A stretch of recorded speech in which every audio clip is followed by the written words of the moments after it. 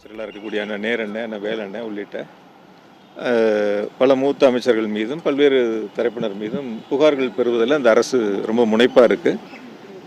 ரொம்ப நாள் பார்ப்போம் எப்படி போகுது என்னன்ட்டு. என்னை பொறுத்த வரைக்கும் நான் உங்கள்கிட்ட ஒன்று தெளிவாக சொல்கிறேன், மடியில் கனம் இல்லை, வழியில் பயம் இல்லை.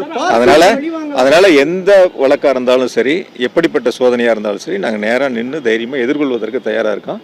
அதைத்தான் எங்களுடைய கழக தலைவர், எங்களுடைய போட்டுதலுக்குரிய மாண்புமிகு தளபதி அவர்கள் எங்களை உருவாக்கியிருக்காங்க. அதுபடி தான் வந்து நாங்கள் நெஞ்சுரத்தோடு நிற்போம்.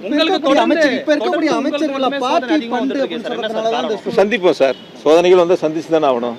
தைரியமா சந்திப்போம், சோதனைகளை எதிர்கொள்வோம், சோதனைகளை வெற்றி பெற்று வருவோம். ஃபுல் மூன் சேல் காலை 9 மணியிலிருந்து இரவு 12 மணி வரை, ஜூலை 29 ஒரு நாள் மட்டும்.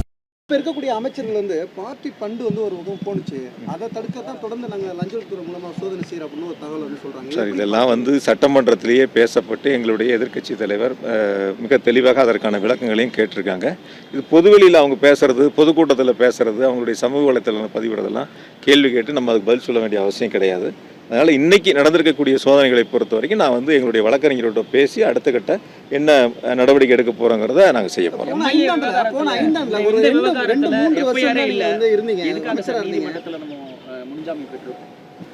என்னை பொறுத்த வரைக்கும் வந்து சில பேர் ஜாமீன் கேட்கும்போது வந்து அந்த வழக்கில் வந்து சம்மந்தப்பட்டிருக்கக்கூடிய விசாரணை அதிகாரிகள் சில கருத்துக்களை சொன்னதாக சொன்னாங்க.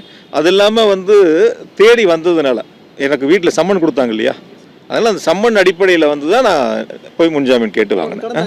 திரும்ப இதெல்லாம் முடியட்டும், இன்னும் அவசரம் இல்லை, டைம் இருக்குது. பொறுமையாக நம்ம வந்து என்னென்னலாம் தொடர்ந்து வருதுன்னு பார்ப்போம். பார்த்து நம்ம சட்டப்படி எப்படி எதிர்கொள்றோங்கிறது நான் உங்களையும் சந்திக்கிறேன். நன்றி. போதும், இன்னைக்கு போதும். நீங்கள் வந்து அமைச்சராக வந்து இருந்தீங்க.